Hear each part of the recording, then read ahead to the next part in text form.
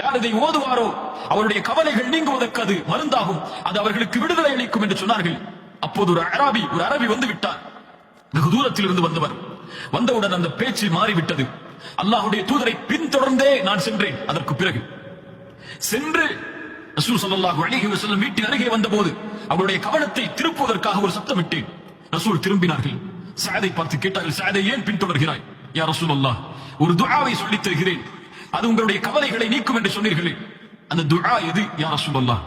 சஅத் அவர்களுக்கு அல்லாஹ்வுடைய தூதர் ஸல்லல்லாஹு அலைஹி வஸல்லம் சொன்னார்கள், என்னுடைய சகோதரர் யூனுஸ் மீன் வயிற்றிலே இருந்தபோது தன் கவலையை அல்லாஹ்விடத்திலே முறையிட்டு விடுதலை பெற்றாரே, அந்த குர்ஆனுடைய வார்த்தை தானது, லா இலாஹ இல்லா அன்த சுப்ஹானக இன்னி குன்து மினல் ஸாலிமீன்.